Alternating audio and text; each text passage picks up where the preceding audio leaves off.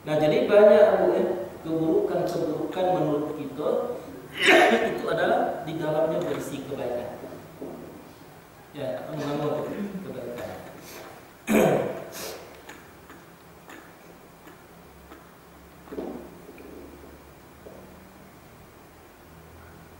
Jadi itu permasalahan.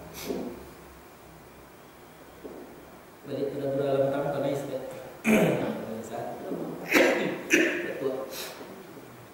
Segan-segan juga punya diri tiba terlepas. Nah tapi kalau lagi halusi baik. Baik sudah beralam petanggal sakit. Kemudian sakit hari Kamis, hari Jumat bawa ke dokter. Ya, malam Jumat tadi itu terjadi perubahan drastis. Sakit kepala insyaallah hilang menghilangkan tapi Allah. Akhirnya di dalam lorok terjadi sesuatu keanehan. Bapak boksen je paluan. Kita tahu bahwa di dalam tubuh kita itu ada penumpukan toksin setiap hari. Ya, racun-racun yang tidak baik ada penumpukan. Mengeluarkan itu adalah salah satunya melalui keringat, melalui palut. Jadi mungkin Tuhan nak mengeluarkan toksin yang ada dalam tubuh awak, disuruh dulu ke puncak alam ke magis itu dalam panen-panen. Akhirnya domam mencari bed, akhir keluar. Itu ringan badan kita sering mana. Akan mudah kan. Jadi eloknya itu kan yang kita cari. Kalau buruknya kita cari kesalahan, jadi memang mengaji. Domam dulu lah berjaya. Kan dirugikan orang enggak. Padahal tidak ada kebaikan di dalam keburukan-keburukan. Nah begitu caranya kita berpikir dalam Islam. Nah jadi bukan seluruhnya yang buruk menurut kita tadi buruk, yang baik menurut kita itu baik. Di dalamnya terletak kebaikan. Nah, kebaikan itu Allah tidak akan memberikan begitu saja kepada kita, tapi melalui cara Tuhan itu sendiri memberikan kepada kita. Kalau kita tahu dan kita terima dengan baik, maka justru pada waktu itu kita akan berpahala. Kok sakit berpahala, kok sehat berpahala, aku pun pahala itu. Nah kemudian di samping mereka itu menyembunyikan apa yang diturunkan oleh Allah daripada kita, wa yashtaruna bihi samanan qalila, mereka jual dengannya ayat-ayat itu dengan harga yang sedikit. Sedikit di sikoko seluruh dunia sedikit bernilai. Jadi dia cari segala sesuatu yang bersifat keduniaan dengan agama itu. Nah mereka suruh-suruhkan tadi, lalu mereka sampaikan untuk mencari itu. Banyak ini pengajian yang pakai tarif lah. Maaf saja orangnya tentu tidak kita tunjukkan, tapi banyak dalam media massa saja banyak kita temui itu. Si Anu kalau diundang mengaji sekian puluh juta sekali mengaji. Kalau diundang ke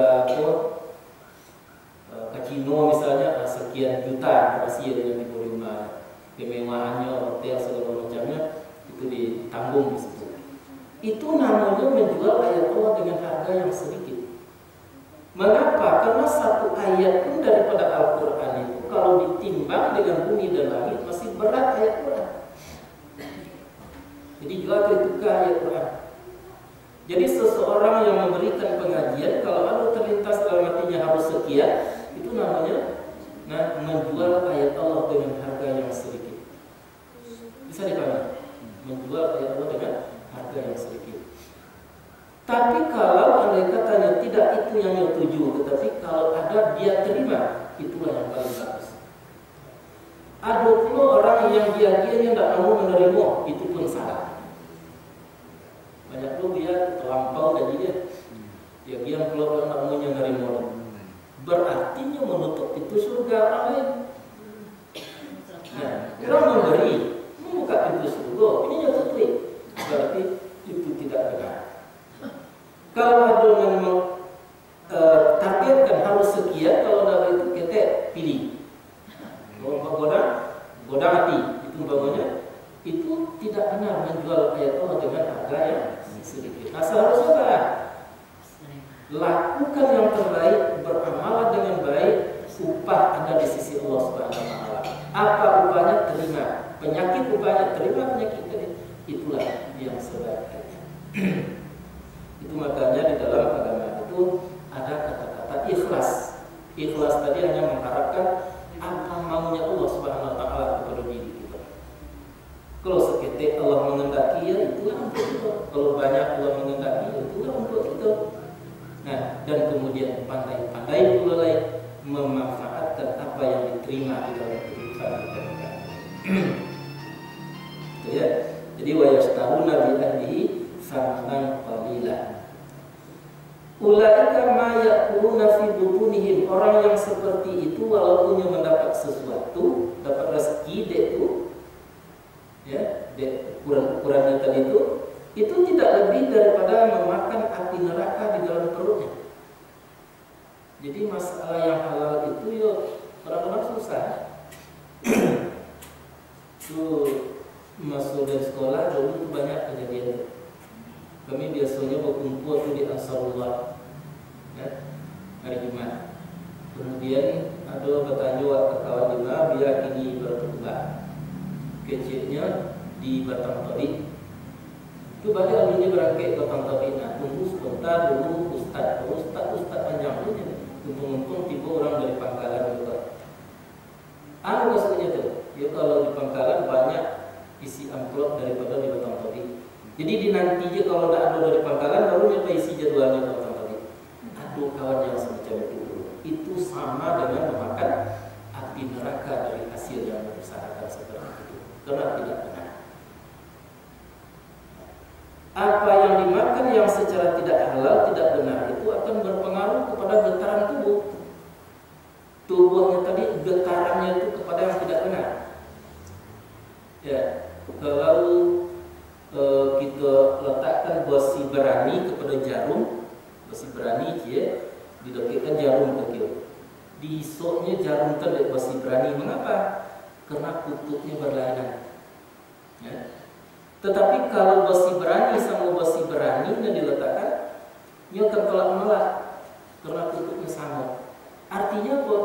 Artinya orang yang tadinya ikhlas karena Allah Subhanahu wa taala, orang itu ditarik oleh kebenaran Allah karena kutubnya berbeda. Allah tadinya mempunyai, ia merasa tidak mempunyai, sehingga dia mengharapnya kepada Allah Subhanahu wa taala ikhlas. Tapi orang yang selalu mencari, ingin memiliki sesuatu berarti sama dengan Allah. Ya, memiliki sesuatu. Allah bersifat ajibnya, juga bersifat ajib. Maka akhirnya getaran hatinya itu tidak pernah kepada yang benar karena tidak ada sangkut pautnya dengan kebenaran. Itu makanya kini diimbau orang mengaji tidak bergetar hati lain. Tapi kalau diimbau ke pasar malam, ayo Korea dan tidak. Tak boleh sesuatu itu memang seperti itu. Allah pun mengatakan seperti itu. Jadi getaran batin itu tadi ditentukan dipengaruhi oleh makanan. Adamu walahmu nabatan minal harami fanaru Allah dikejadian. Darah dan daging yang tumbuh daripada yang haram, maka getarannya itu tetap mencari neraka. Kalau tenang buruknya tertarik, kalau tembayat tidak tertarik. Di rumah kita saja cari tingkah laku anak-anak dan kemenakan kita. Apa yang terjadi? Ya, kalau TV tadi acaranya acara agama itu tak senang perasaan mereka. Kalau acara-acara tadi itu acara-acara yang pura-pura tak ada benarnya acara tadi seketiknya buatan sama sekali, itulah yang dicandu oleh mereka. Itu dikarenakan pengaruh dari sesuatu makanan yang kita makan di dalam kehidupan, atau minuman atau pakaian yang secara tidak benar. Termasuk hasil-hasil penjualan pengajian seperti yang tadi. Ya, nah, maka untuk itu berbuatlah, beramallah, beribadahlah, kemudian serahkanlah kepada Allah Subhanahu wa taala. Nah, logikanya betul. Kalau kita bekerja dengan manusia, terus ada pembuat ini jadi apapun, kita jadi kuli kasa, jadi kuli ronda, jadi kuli tinggi, jadi pegawai negeri eselon 1 sampai eselon berikutnya, berapa kilo-kilo upah daripada manusia yang diperdapat paling tinggi. Pegawai negeri jalan ini, berapa gaji paling tinggi untuk pembuat? 30 juta.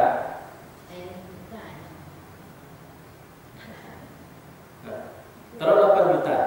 Kalau dokter spesialis gini kok gajinya 8 juta sebulan per bulan. Tapi kalau kita bekerja Tuhan, lihat targetnya apa? Enggak ada. Nah, apa artinya bekerja Tuhan? Bekerjalah kita apa saja yang kita lakukan karena Allah, maka Allah akan membayar.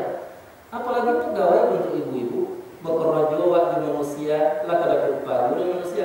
Ikhlas kita bekerja dapat upah dari Allah Subhanahu wa taala. Tapi ikut yang dianjak-anjaknya dari dan setan. Nah, namanya ikhlas bekerja, akhirnya burulah pendapatan dari sisi manusia. Kesudah-sudahannya bukan menjadi budak Allah, tetapi adalah menjadi budak manusia. Tentu ibu-ibu tidak pandai itu pegawai. Kalau pandai dia budak itu lebih takut lagi kepada atasan awak daripada kepada Allah Subhanahu Wa Taala. Utama-utamanya, ya utama-utamanya. Mudah-mudahan kita tidak pandai itu. Nah, jadi bekerja dengan Tuhan kok mau telat? Kok bekerja buruh awak tukang misalnya ini karena Allah Pak. Dua dapat upah dari manusia dan upah dari Allah. Kalau kita mengaji seperti dia gini ya, ikhlaslah mengaji tadi, jangan cari-carinya akan cari tua puji segala macamnya. Kerja sajalah, ngaji sajalah seperti ini. Dibayar itu oleh Allah Subhanahu wa taala. Dan ada dibayar. Di sisi manusia bayarnya terbatas. Kalau dari sisi Allah bayarnya itu tidak ada batasnya. Nah, itu pengalaman tuh. Ya sudah ngobrol itu boleh. Dan tidak pernah keluar tanda tangan pun sekorek untuk jadi bekerja di situ ada, kecuali dulu sementara ada percobaan, ya percobaan di bidang sendiri, bidang guru sampai dia mendirikan sekolah itu meninjau pula mendirikan sekolah dan sebagainya. Akhir-akhirnya tidak jadi.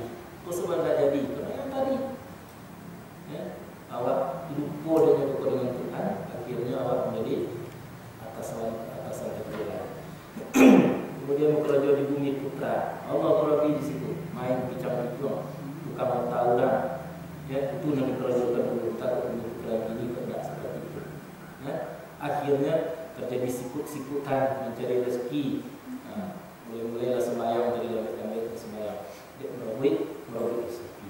Timbul pikiran daripada bekerja di manusia, rancak itu kalau top saja jatuh nolak, dibayar oleh Tuhan diterima, nggak dibayar oleh Tuhan.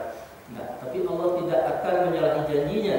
Siapa yang berbuat kepada Allah akan dibayar oleh Allah Subhanahu wa taala. Akhirnya tuh sampai kini tidak ada. Nah, kadang tuh kok ada lokasi kok tanam namanya itu tidak ada. Pikiran tadi mungkin tidak ada sama sekali. Tapi Tuhan tadi tetap menyelamatkan, tetap masukkan. Artinya memuji manusia orang kayu. Ya, dia tidak pernah berbuat miskin karena semua dia tidak kayu, betul? Itu yang tadi dari jual dan berbuat membanggakan sebagai pemasukan hanya Allah SWT. Lah jadi kalau makanan tadi didapatkan daripada sesuatu yang tidak halal, salah satu tadi adalah menjual yang Allah dengan harga yang sedikit, itu tidak lebih nilainya daripada memacat api neraka. Masuk ke neraka ke dalam neraka. Orang seperti itu tidak disenangi oleh Allah Subhanahu wa taala. Wa la yukallimuhumullahu yaumil qiyamah. Tidak akan bercakap-cakap dengan mereka itu Allah pada hari kiamat. Nah, sebenarnya dari dunia kau mulai itu Allah tidak bercakap-cakap dengan mereka. Hati-hati yang mana ya. Kalau kita sembahyang itu apa namanya sembahyang itu? Munajat. Ya. Munajat itu artinya bertamu, Pak. Ya, datang kepada Allah, bertamu kepada Allah Subhanahu Wa Taala. Itu namanya munajat. Menghubungkan silaturahim kita dengan Allah Subhanahu Wa Taala. Kalau ada orang datang ke rumah awak, indah senang awak menantinya. Kira-kira di orang datang, gelisah. Wak mau mengecek dia, tak mau awak mengaduk dia, tak mau segala dia datang ke awak, gelisahnya. Walaupun dipersilakan duduk, tetapi duduknya tadi rasa duduk dia terpaku, ya, nak capek beranjak, capek payah. Ingin kita membuktikan ini, apakah Allah akan bertatap muka, akan bercakap-cakap dengan kita di hari kiamat nanti, jadi sudah salat. Ya. Kalau kita senang di dalam salat, itu tandanya Tuhan bercakap-cakap dengan kita. Kalau kita gelisah di dalam salat, berarti kita sebagai seorang tamu tidak diingini oleh Allah Subhanahu wa taala. Bisa paham ini? Ya.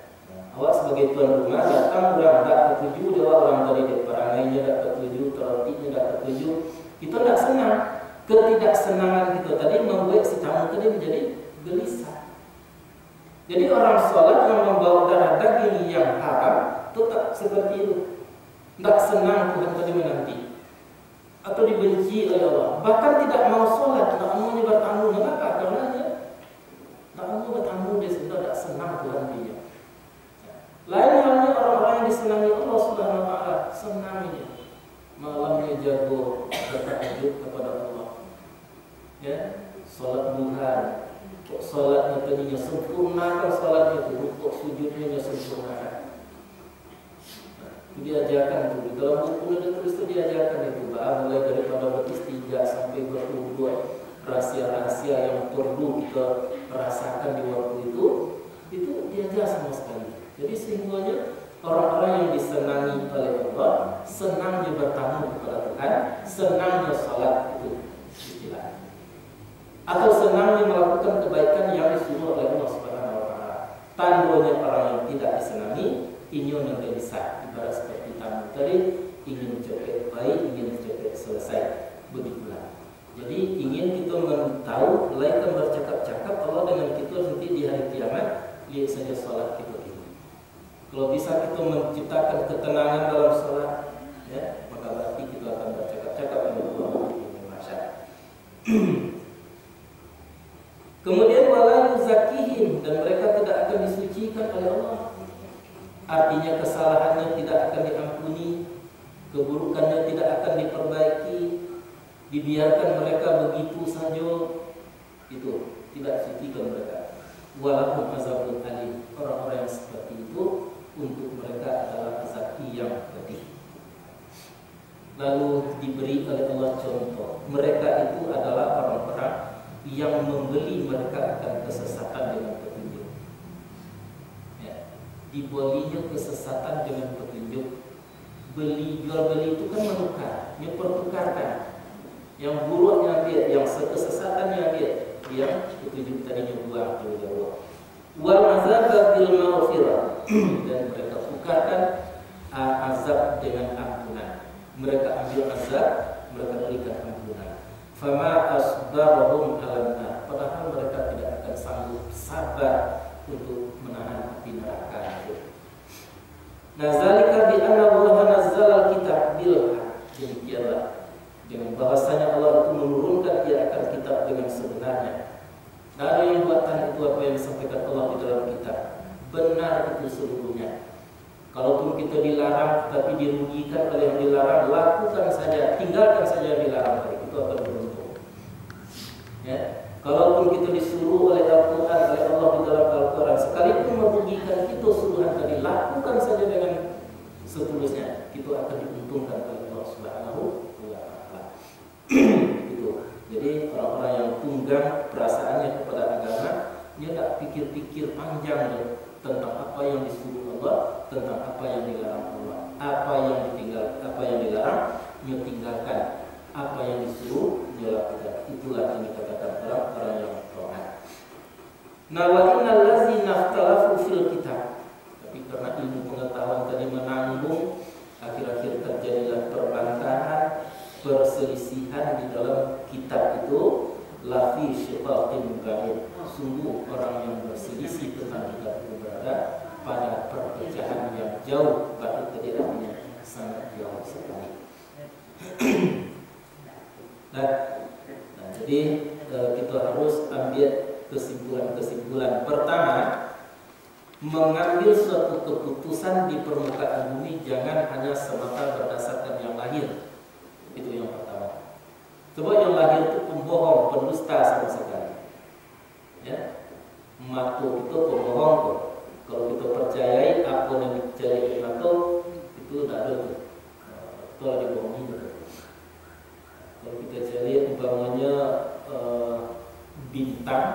titik, itu kita dibohongi di betul. Sebetulnya bintang tadi lebih besar daripada bumi yang kita tempati.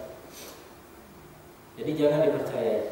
Begitu juga yang badan gitu kok sebelumnya penipu kok. Ya, jadi lah kejamin sebenarnya hitam dua hitam nampaknya. Sebetulnya tidak hitam itu berubah, tapi tak teramati. Akhirnya pada suatu saat nanti terbukti perubahan tadi. Jadi kalau kita mengatakan abu hitam rancak, abu awat tak ada saja ceritanya itu berubah terus menerus. Nah, jadi jangan dijadikan yang lahir sebagai keputusan terakhir di dalam kehidupan. Kok buruk nampaknya di lahir, tunggu dulu diputuskan itu buruk. Kok rugi rasanya di lahir, tunggu dulu dikatakan itu rugi. Nah, kok musibah namanya nanti jawab, tunggu dulu dikatakan itu musibah. Allah itu maha bijaksana, pasti di balik itu akan ada nanti kebaikan yang lebih baik daripada apa yang menimpa kita. Apabila kita bisa menghadapinya dengan benar, itu tadi seperti yang sakit tadi. Itu yang pertama. Yang kedua, ketahuilah bahwa antara manusia itu dengan kebenaran itu sangat ditentukan oleh darah dan dagingnya. Apakah darah dagingnya itu banyak dicampuri oleh yang haram atau tidak, itulah yang sangat-sangat mempengaruhi. Kemudian orang yang direspon, diterima kehadirannya oleh Allah di permukaan bumi, dia saja dalam sholat. Kalau tenang sholatnya, nah maka berarti mereka itu dapat sambutan baik daripada Allah, ibarat orang bertamu tadi. Tapi kalau gelisah, apalagi tidak mau sholat, maka berarti orang itu tidak disenangi oleh Allah di dalam kehidupannya. Itu yang ketiga. Dan yang keempat, jangan coba-coba mencari dunia dengan agama. Sealim apapun kita, jangan dicari dunia itu dengan agama. Tetapi agama itu jalankan dengan benar, dunia akan datang dengan sendirinya. Ya, Allah tidak sia-sia. Itu saja kuncinya. Kalau kita cari agama, dunia dengan agama, maka kita berdosa. Tetapi kalau kita jalankan agama dengan sepenuh hati, dunia pasti akan diberi oleh Allah sebagai bayarannya. Dan kemudian, kalau andai kata apa yang dianjurkan oleh Allah tidak kita patuhi, yang dilarang tidak kita tinggalkan, akhirnya akan terjadilah dalam kehidupan tadi perselisihan yang banyak. Dan perselisihan itu akan berubah menjadi syiqaqin ba'id, yaitu perpecahan yang amat jauh sekali. Jadi ini berapa banyaknya perpecahan agama ini, yang kadang-kadangnya yang mereka apa kan tadi tidak bisa dipertanggungjawabkan sebetulnya. Contoh, ada orang mengecekkan itu orang Muhammadiyah itu. Jadi naninya tak orang Muhammadiyah ya, betul. Padahal non Muhammadiyah itu artinya adalah pengikut Muhammad. Biasa kalau di kampung-kampung orang-orang tarikat yang ngecek aku Muhammadiyah itu. Dulu nyorayo itu daripada orang. Tapi itu dulunya akunya sebenarnya. Dia mengklaim dirinya tidak Muhammadiyah. Padahal yang dikatakan apabila ditanyakan apa yang dikatakan Muhammadiyah itu, mereka menjawab suatu organisasi. Padahal organisasi itu adalah nama perkumpulan. Yang Muhammadiyah itu siapa? Yang Muhammadiyah adalah orang yang pengikut Muhammad. Ada di antara kita yang tidak pengikut Muhammad. Nah, berarti kita orang Muhammadiyah sahaja. Cuma berorganisasi Muhammadiyah. Itu saja bedanya. Nah, tapi kini dipecahkan itu. Orang terikat mengukur Muhammadiyah tadi itu tak selesai. Orang Muhammadiyah mengecekkan orang NU misalnya, betul, itu tak selesai. Dan dipetikikannya adalah masalah kuno. Kalau kuno, itu pasti kuno kurang lama, kurang berkodok itu. Jadi orang Muhammadiyah. Kalau ada minta ke kuno, orangnya mengecek orang Muhammadiyah itu. Itulah yang terjadi, perpecahan yang amat sangat jauh sekali. Prinsipnya sebetulnya tak ada perpecahan. Kenapa? Kalau disebut Muhammadiyah, pada hakikatnya kita orang Muhammadiyah semua. Ini kan ada istilah baru, kini Salafiyah. Ya, pengikut ulama-ulama lama. Apakah kita tidak mengikuti ulama lama? Pasti. Soal kita mengikuti acara Syafi'i, acara Maliki, berarti kita itu adalah orang Salafiyah sama sekali. Pada hakikatnya, walaupun kita tidak panjangkan janggut, itu janggut tadi itu menjadi identitas mana tuh di orang-orang salafiyah. Ya, orang dapat janggut itu kadang-kadang tuh tertuduh tidak salafiyah. Kajinya korek, kok bid'ah, kok tidak boleh, itu salah sama sekali. Akhirnya mereka masuk, hanya mereka aku orang janggut itu teroris itu, Wahabi keras tuh agamanya, Islam juga nama saya jadinya. Tinggallah merit teroris di Islam. Itu. Jadi perpecahan di dalam Islam harus diantisipasi. Dengan apa diantisipasi? Masuklah kepada hakikat agama itu. Kalau disebut Muhammadiyah, apa hakikatnya Muhammadiyah tadi? Pengikut Muhammad. Jadi Muhammadiyah itu dalam bahasa Arab itu ya itu ya nisbah namanya itu. Bangsanya bangsa Muhammad. Itu Muhammadiyah itu. Muhammadiyah kan caci. Kan tidak. Muhammad kalau salah orang yang tunjuk kita buang. Tapi kalau ada orang yang mengecekkan, itu tidak betul, itu salah, tidak laku itu bukan Muhammadiyah itu. Fir'auniyah itu namanya, pengikut Fir'aun. Ya, itu. Jadi Islam itu tidak membuang, tapi memperbaiki yang salah. Di tengah-tengah masyarakat itu banyak yang semacam itu, kecilnya Muhammadiyah, padahal jahiliyah. Ya, yang kecilnya Muhammadiyah, tetapi yang sebenarnya Fir'auniyah seperti yang tadi. Jadi ya itu adalah yang nisbah. Syafi'iyah pengikutnya tuh. Piyah itu nisbah bangsanya kalau Jawa tadi amalan seperti Syafi'i. Nah itulah barangkali pengajian kita agak apa itu pengaruh badan kurang sehat istilahnya.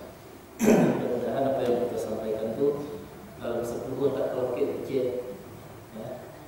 Telah salah alat itu.